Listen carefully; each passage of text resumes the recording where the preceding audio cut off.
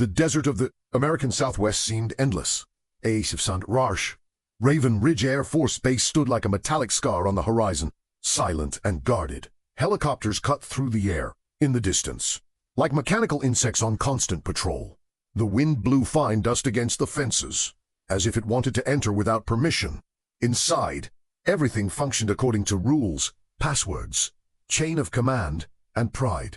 Captain Helen Carter stepped out of the official car, with the posture of someone who had been tested too much. Impeccable uniform, hair precisely styled, expression as neutral as a trained musk. The badge reflected the sun as she passed the guard post, and the soldier checked it twice. Not because of any doubt about the document, but because of strangeness, as if it were a mistake in the scenario. Helen understood and said nothing, because she had seen that look before. In the cold corridors of the command center, conversations dwindled as she approached. It wasn't open, it was something more polished, more venomous, the silence. She could hear her own footsteps echoing on the waxed floor, as if she were walking alone in an empty theater. Some men greeted her with short, quick smiles as if following protocol. Others pretended not to see, and that, somehow, hurt more than a direct insult.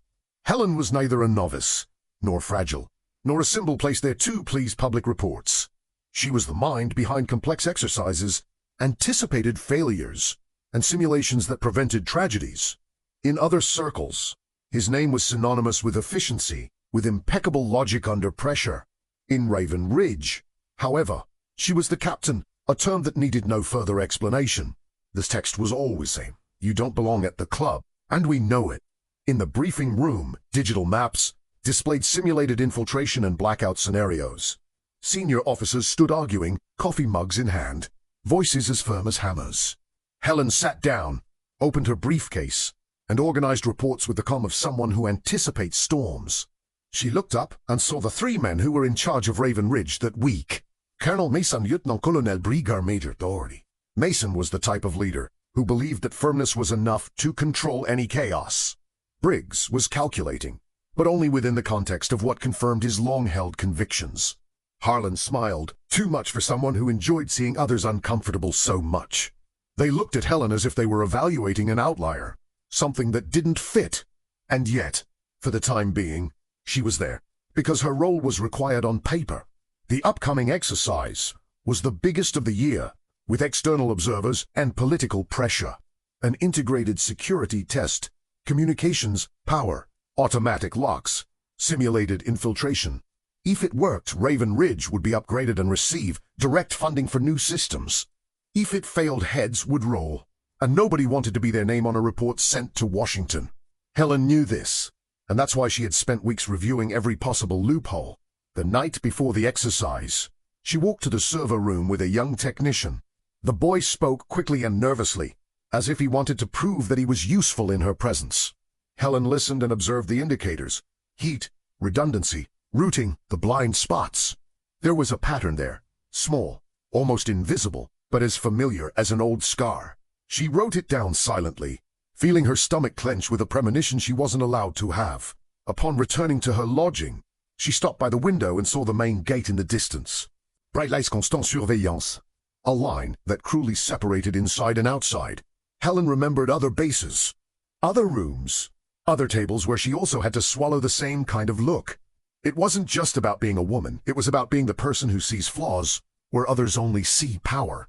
And proud people hate mirrors that show cracks. Before going to sleep, she opened the final report and reread her own conclusion one more time. A phrase highlighted in yellow. Likely cascading failure if the old protocol is ignored.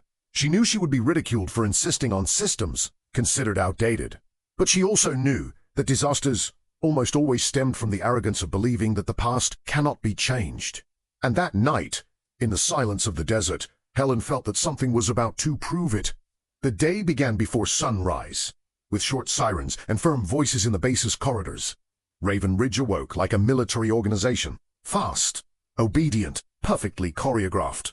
Soldiers rushed into position, technicians checked panels, officers adjusted radios and spreadsheets. The air smelled of strong coffee, heated metal, and that invisible electricity that precedes major tests. Helen walked toward the command center like someone entering a courtroom already knowing the verdict. The exercise had a coding name, Blackout SHILD, and it wasn't just theater.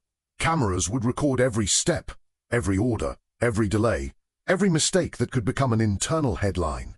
Observers from federal agencies would remotely monitor the indicators and decision-making process. The base needed to demonstrate that it would survive even if power, communication, and access were compromised. For many people's careers, that day was a stepping stone or a precipice. In the main room, a panel displayed the exercise schedule in blocks marked to the minute. Phase 1, simulated loss of external communication, total isolation. Phase 2, power loss in alternating sectors, automatic doors in containment mode. Phase 3, simulated infiltration and a time-limited decision to regain control. Helen took a deep breath, because she knew if something really went wrong, everything there would instantly turn into panic. Colonel Mason entered, and the room straightened up as if it had been electrocuted. He spoke with confidence, with the tone of someone who believes the world responds to his voice. Briggs to the side, checking clipboards, and Harlan behind, making lowbrow jokes with two captains. Helen also stood up, maintaining what she always maintained, discipline above ego. Even so, Harlan's gaze lingered on her like a knife that likes to be slow. When Mason opened the floor for questions, Helen raised her hand, direct and without any theatrics. She cited her observations about the risk of a cascading failure if they ignored the old protocol. The room fell silent, and for a second she felt that the air had become colder than usual. Briggs made an impatient expression, as if she were delaying the clock on a whim. Harlan chuckled softly, as if it were an inside joke that everyone should understand. Mason replied firmly, "We're using the new system. That's what it's for." Helen insisted just enough not to appear afraid, but without crossing the line into defiance. She knew that in that place the lean was invisible and shifted depending on who held the power.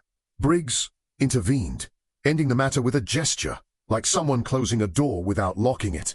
And Helen felt, deep in her chest, the same sensation as when someone silences your voice without needing to shout.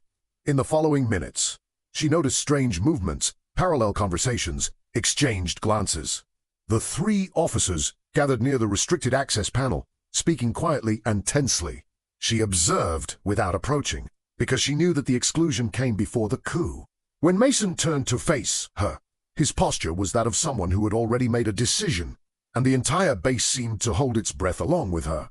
"Captain Cott," Mason called, his pronunciation devoid of any human warmth.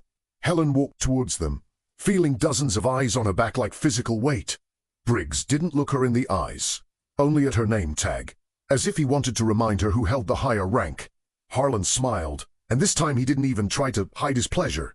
"You're out of charge of the exercise," Mason said bluntly, without introduction.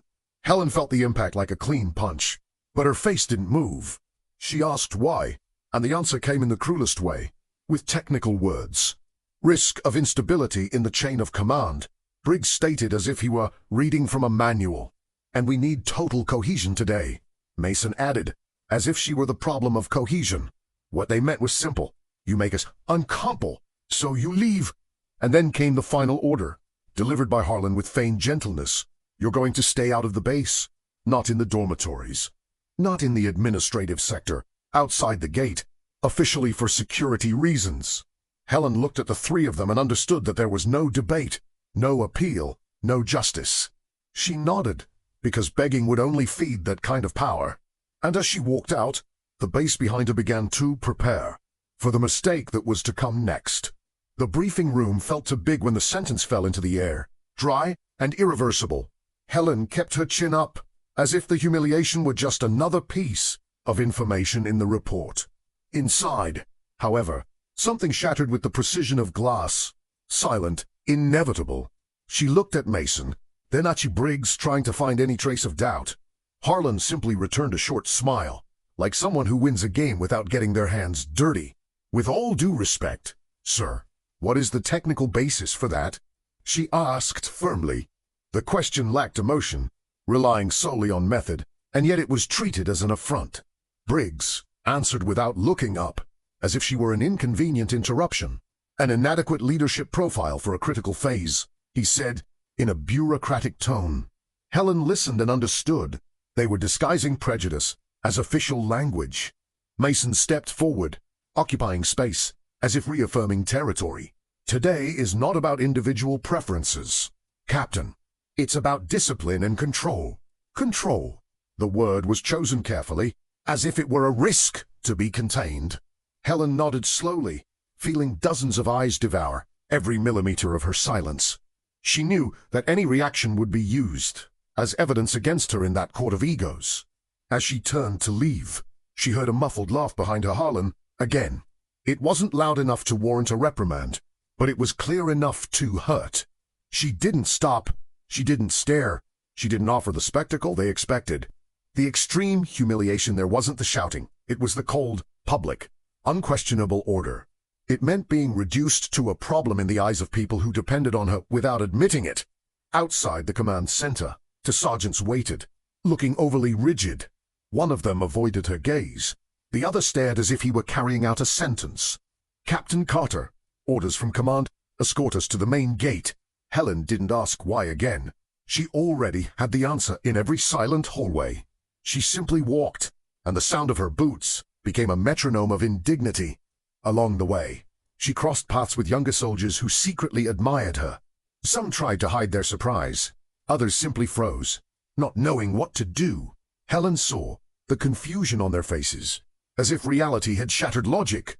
After all, if even she could be discarded, what was left for those who were still apprentices? She kept a neutral expression so as not to instill fear. Reaching the gate was like crossing an invisible border within one's own life. The guardhouse seemed taller, the metal colder, the world more distant than before. The security guard received a message and, without looking at her, allowed her to exit. The gate opened with a slow, theatrical creak, as if the base wanted to record the expulsion. As she passed, the gate closed behind her and the sound was one of ending. The desert wind whipped against his uniform, blowing dust into his eyes, as an added insult. She stood outside, alone, under a sky that was too bright for such a dirty day. The radio she was carrying was confiscated as per protocol, leaving her with only silence. She observed the towers, the lights, the power lines entering the base like exposed veins. And in the midst of the humiliation, her instincts kicked in. From that distance, she noticed something subtle, an irregular oscillation in the lighting pattern. It was quick, almost imperceptible, like a blink that no one would admit to having seen. Helen frowned, and the premonition from the previous night returned with force. If that was what she thought, then the exercise was about to touch reality. And inside, they had just removed from command the only person who recognized the signal. She sat on the outside curb, her hands resting on her knees, motionless, not out of submission, out of focus. She needed to hear what the place was saying without human noise. In the distance, inside the base, small sirens gave test signals, as expected. But what came next wasn't on schedule. A brief blackout affecting an entire sector. Helen took a deep breath, feeling her stomach sink, and murmured to herself, "This isn't an act." The sun rose quickly, and with it the feeling that the desert was watching everything without mercy. Helen remained there, outside, like a discarded piece from an expensive chessboard. The main gate reflected the light at sharp angles, almost offensive to the eyes. Behind the fences, she saw movement, trucks, soldiers, officers walking with rehearsed haste. On this side only wind, dust, and the certainty that pride was in control. The first serious failure came as a whisper that turned into a scream without warning. Interior lights began to go out alternating sections on erroneous, irregular pawn. It wasn't a simulated blackout during the exercise, which would happen in a controlled sequence. It was something more unstable, like a system trying to stay alive and failing in spasms. Helen stood up, approaching the fence, her eyes fixed on the points of light. She didn't have a radio. She didn't have access. She wasn't allowed to interfere. Even so, her mind did what it always did, put the puzzle together before the others.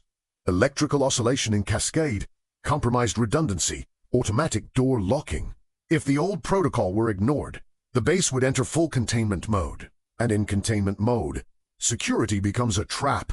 Inside, she saw a team running to an adjacent building, doors opening and closing hurriedly.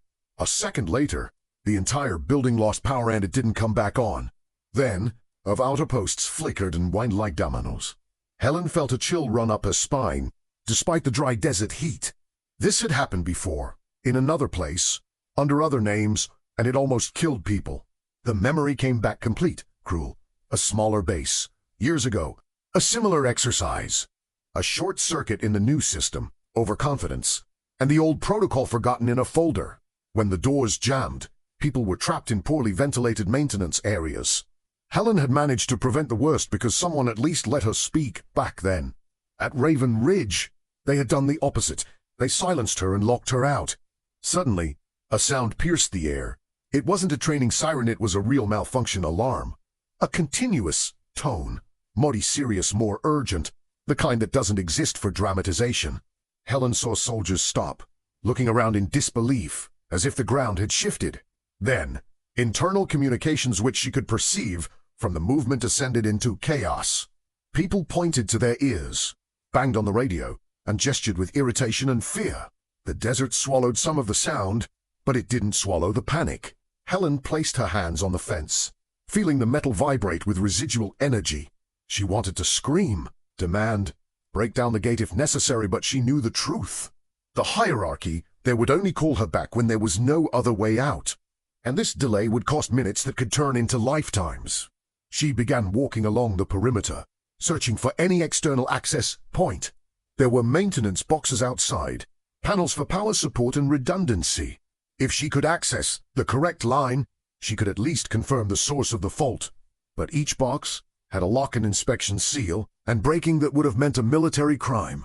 She stopped in front of one of them, her hands trembling slightly from anger, not fear. Inside, exercise was no longer exercise. It was the base fighting against itself. She saw people banging on a door that wouldn't open, then running to another. A jeep sped past too fast, skidding, and for a second she imagined an accident happening right there. The technology that once gave a feeling of invincibility was now an automated maze. And the 3 men who had expelled her were at the center of this unmapped labyrinth. Time passed strangely, as if each second was too heavy to fall. Helen kept her eyes fixed on the main tower, trying to anticipate the next collapse. If the system were entering total lockdown, the next step would be to shut down vital sectors. Simple things would become impossible. Opening a door, starting a generator, calling for help. And when that happened, someone would finally say her name as a final prayer. That's when on the inside lit up was red light. It wasn't a warning for visitors. It was a sign that a complete lockdown was underway. Helen closed her eyes for a moment and took a deep breath, controlling her own pulse. She wasn't there for revenge, but she also wouldn't allow them to die because of someone else's pride. And when she opened her eyes, the entire base seemed ready to ask, "Where is she?" The first unmistakable sign came without sirens or formal warning. An entire section of the base remained in darkness for far too long. It wasn't the choreographed blackout of the exercise. It was silent, a wrong kind of silence. In the east sector, Sergeant Mark Reyes hit the panel for the second time. The radio responded only with irregular static. Beside him, Private Emily Carter was breathing heavily. The heat was rising too quickly for that enclosed space. She swallowed hard before speaking. "That wasn't in the exercise," Emily said, trying to sound firm. Mark did not respond immediately. He had seen similar situations before, and none of them ended well. Instinct screamed louder than training. The automatic doors slammed shut with a sharp click. Emergency lights came on, dim and unstable. The air began to feel heavy, difficult to draw in. Mark tried another frequency on the radio, then another one. He didn't answer. The base, at that point, had forgotten that they existed. Sweat poured uncontrollably down Emily's face. She leaned her back against the metal wall. Fear was beginning to take up too much space. In the command center, panels flickered before freezing. Officers spoke at the same time, overlapping orders. No one had a complete picture of the situation. Every decision seemed improvised. The exercise was already over. Outside the base, Helen observed patterns invisible to others. The lights went out of sequence. There was a minimal delay between critical sectors. The same mistake she had predicted in the reports. Nothing there was a surprise to her. Helen closed her eyes for a moment. Someone inside was in real danger. And it wasn't a number on a panel. They were people trapped by bad decisions. The system was going in exactly the wrong direction. She approached the fence, examining every detail. The silence of the desert contrasted sharply with the inner chaos. There was no radio. There was no access. The only certainty was that the worst was yet to come. When yet another sector went dark in the distance, Helen took a deep breath. The simulation had died there. All that remained was survival, and nobody inside seemed prepared, except for her. Helen began walking along the perimeter again, her eyes fixed on everything. Each partial blackout confirmed the exact sequence she had predicted in the reports. First, irregular power supply, then automatic shutdown, then failure of human communication. It was a domino effect born of overconfidence and technical disregard, and someone needed to stop the fall. She stopped near an external secondary electrical support box. The metal was too hot for that time of day, vibrating slightly under my hand. This meant diverted overload, energy being pushed to where it shouldn't be. Helen took a deep breath, analyzing the rhythm, counting the seconds mentally. The pattern was right there, screaming for anyone who knew how to listen. Inside the base, Mason tried to regain control through the force of his voice. Contradictory orders were given in sequence, each one canceling out the previous one. Briggs realized too late that the system no longer obeyed hierarchy. Harlan, sweating, muttered something about nobody predicting this, and at that moment, the truth began to bother them more than the fear. Lieutenant mentioned on, almost in a whisper, an all-port. He spoke of the legacy protocol, the old model that was adopted when everything else failed. Briggs ignored it the first time. On Monday, he asked her to repeat it. On the third day, a heavy silence fell over the room. Who wrote this? Mason asked, already suspicious of the answer. No one responded immediately, as if the name were forbidden. Then someone said, quietly, almost guiltily, it was Captain Carter. The name hung in the air like a belated accusation. And, for the first time, nobody laughed. Outside, Helen saw a medical team trying to cross a sealed corridor. They knocked on the door, then walked away, looking for another route.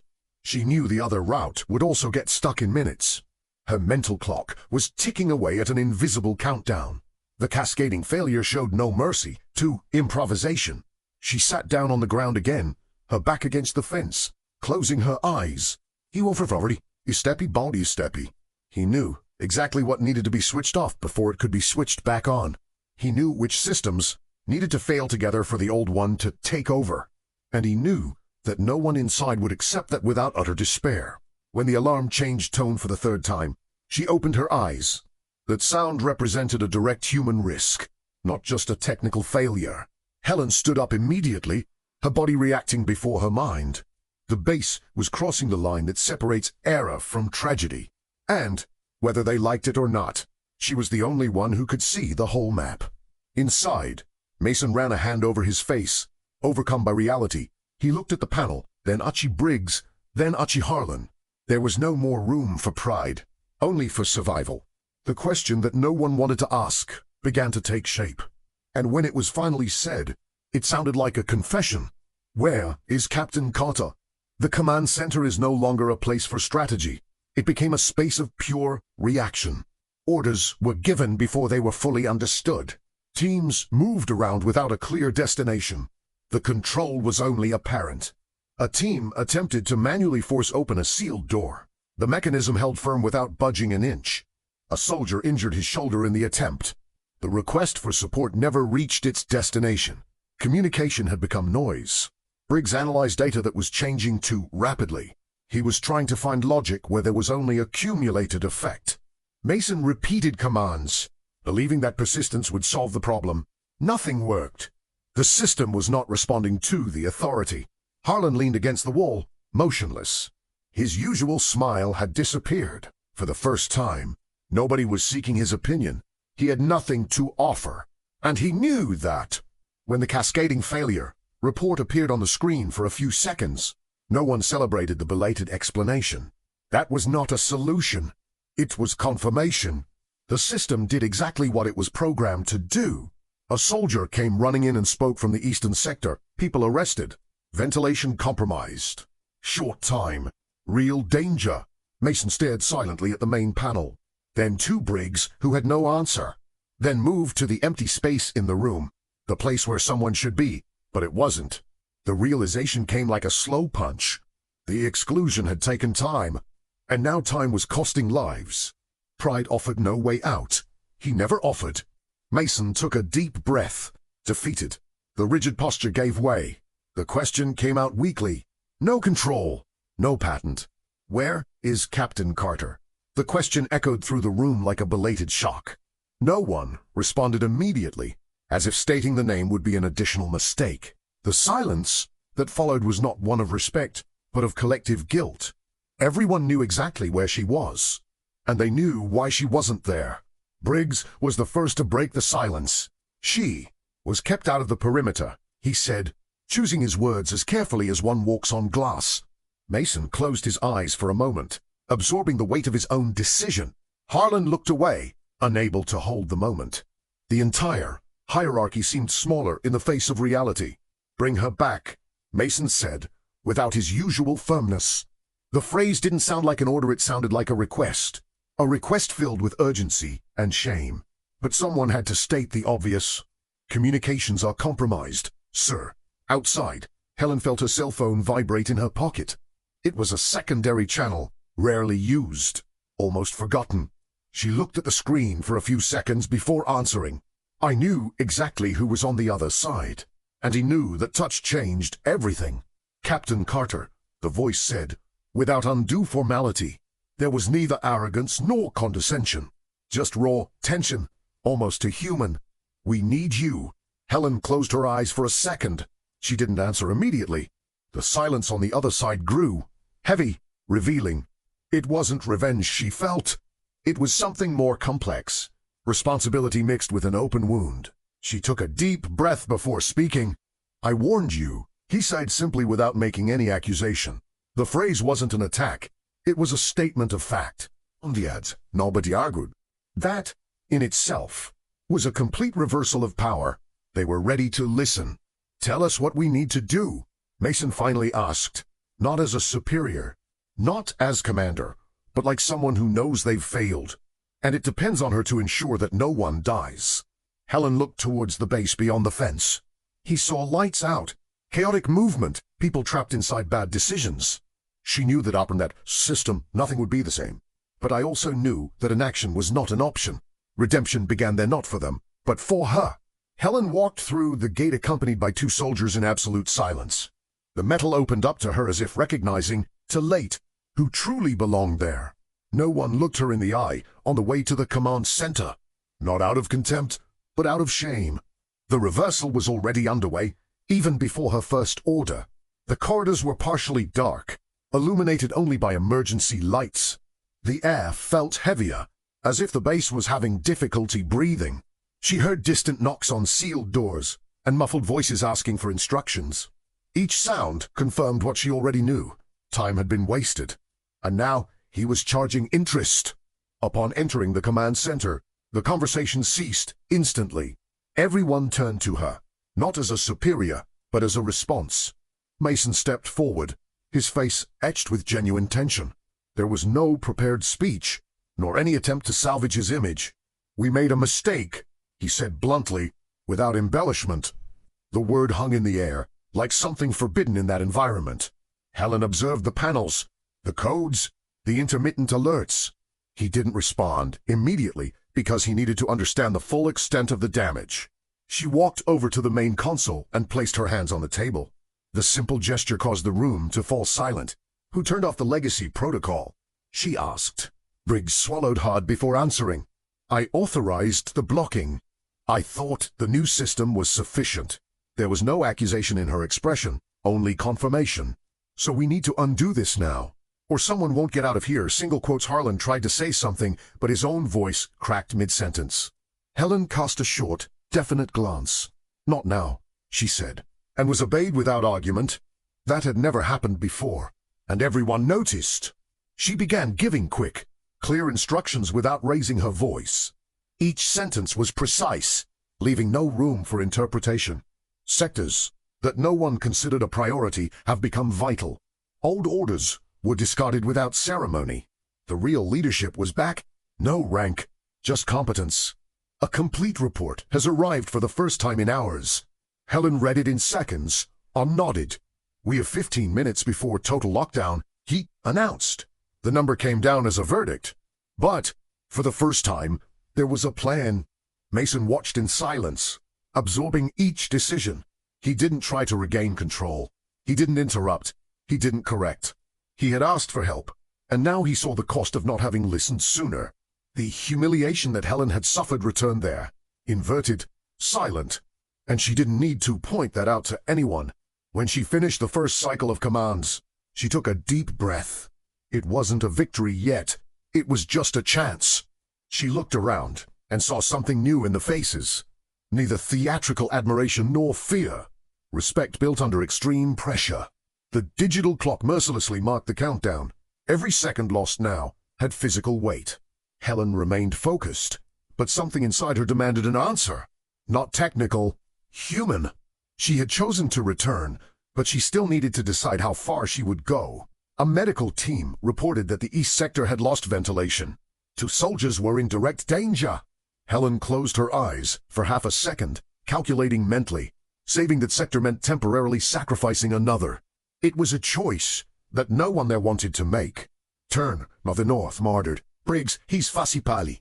This will lead to more arrests. She stared at him, firmly, without harshness. Not if they don't follow exactly what I say now. The entire room held its breath. Helen explained the sequence with absolute clarity. It was nor for fear. Each step depended on the previous one, like inverted dominoes. And everyone obeyed. As the commands were being executed, she felt the true weight of the decision. If something went wrong, her name would be on the report. Not Mason's. Not Briggs's. Hers. She could have refused help. They could have waited longer, let the system force their hand. But there, at that moment, revenge would cost lives. And that had never really been an option. Her choice was clear, even if it was unfair. A technician announced a partial restoration of power in the eastern sector. Another confirmed ventilation had been restored. The room erupted in restrained relief, but Helen did not relax. That was just one defeated front. The system was still unstable. Harlan approached her, visibly shaken. I underestimated you, he said, defenseless. Helen did not respond immediately. She just kept staring at the panels. The silence was more educational than any answer. The next command required something extreme. Manually activating the old protocol meant erasing everything for a few seconds. A complete, real blackout, with no guarantees. Helen took a deep breath, feeling the weight of the entire room on her shoulders. It was the moment that separates coach from leader. Trust me, she finally said. It wasn't requested. It was a fact. She carried out the command, and the base plunged into total darkness. The total darkness lasted less than 5 seconds, but it felt like an eternity. No lights, no panels, no sound other than their own collective breathing. The kind of silence that makes people understand how fragile they truly are. Then, one by one, the old systems began to take over, not with elegance, but with effectiveness. The emergency lights returned in a different sequence than before. It wasn't the new, beautiful, modern standard. It was the functional standard, tested through decades of real-world failures. Helen watched each return as one recognizes old allies. The legacy system was alive.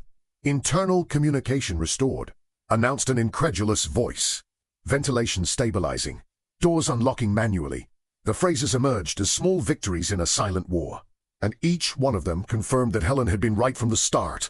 She moved around the room with natural authority. He didn't raise his voice. He didn't make a scene. He simply adjusted priorities, redirected teams, and anticipated minor failures. He seemed to see 2 minutes ahead of everyone else, and that saved time and people. Mason watched everything as if he were attending a class he should have learned earlier.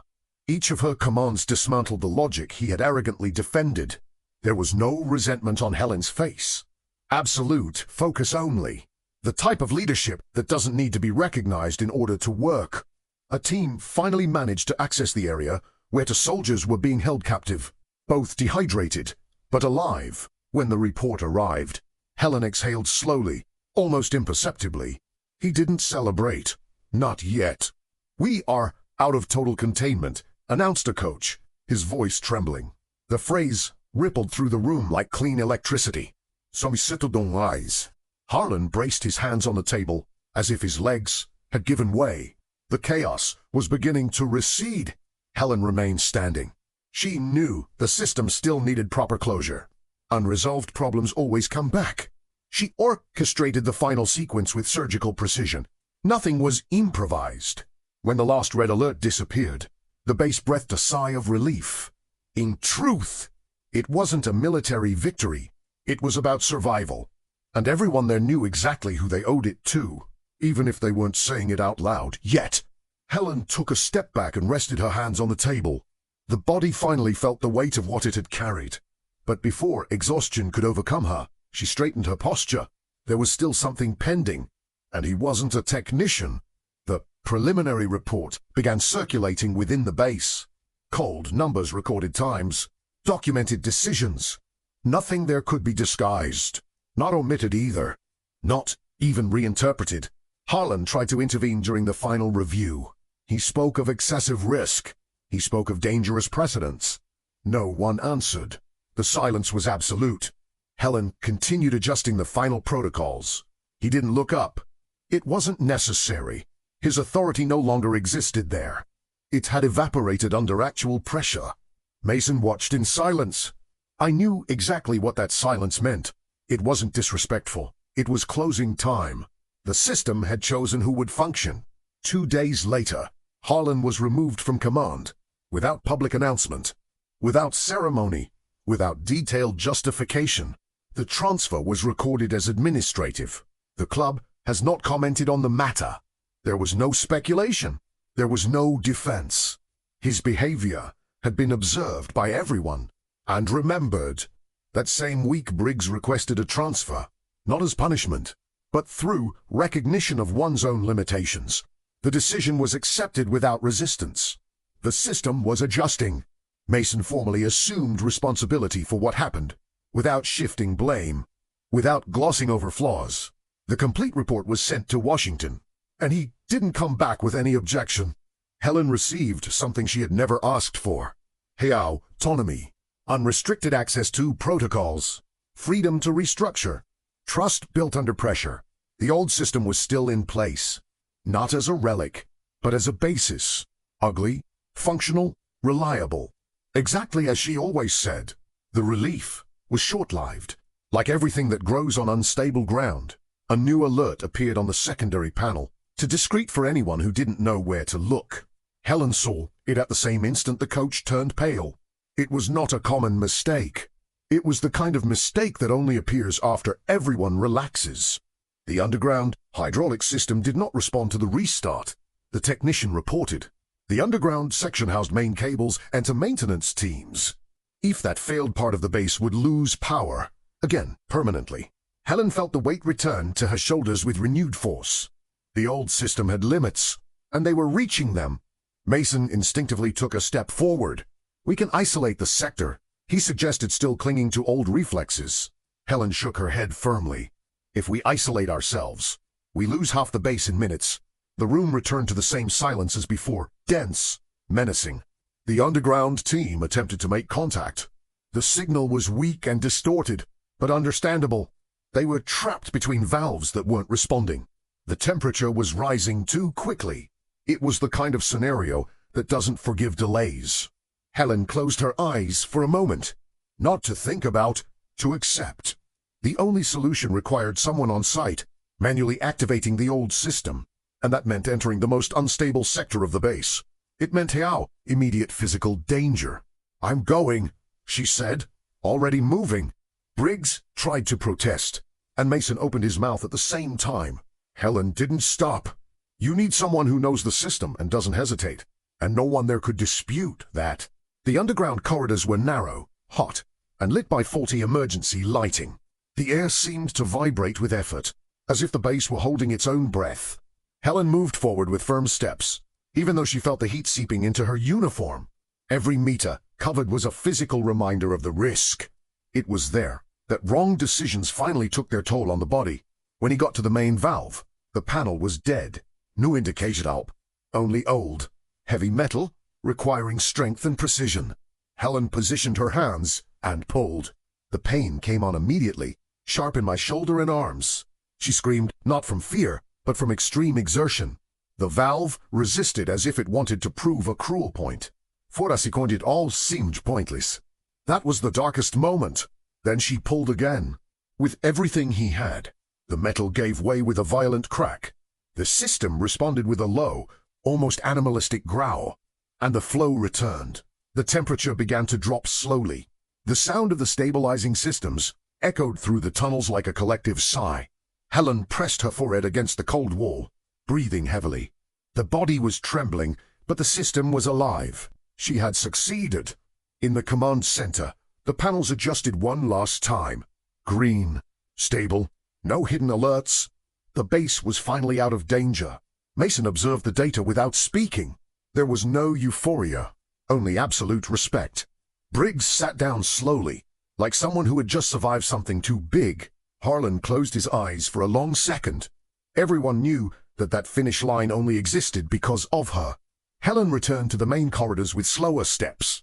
The sweaty uniform, the marked hands, the exhausted face. When he hit, nobody spoke. Nobody needed that.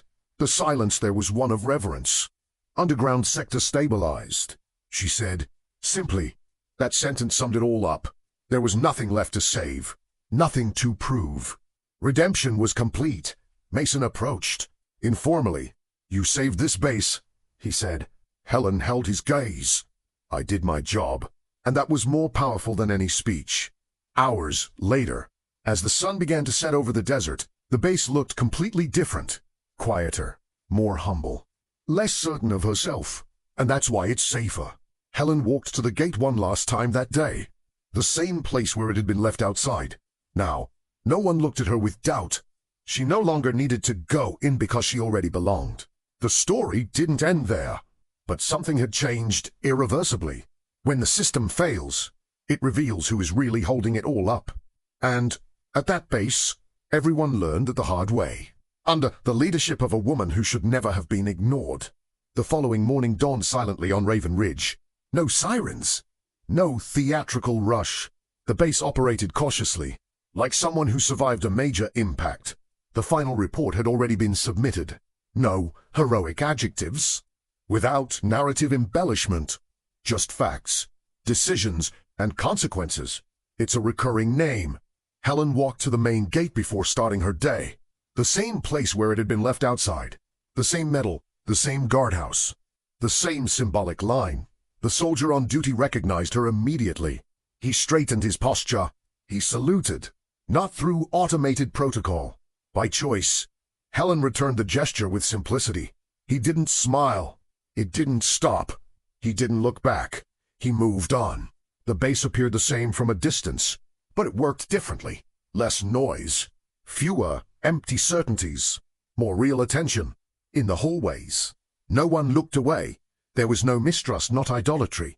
There was recognition, and that was enough. Helen understood then and there that she never needed to prove she belonged. The system failed because it tried to exclude those who supported its logic. When forced to choose, he chose to survive, and surviving meant listening to her.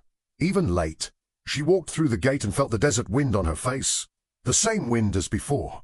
The difference now was not outside. I was inside the base, and inside people. Because when all else fails, it's not the patent that saves you. It's someone who thinks under pressure. Those who act without applause, who remains lucid amidst the chaos. And no one there would ever forget it again.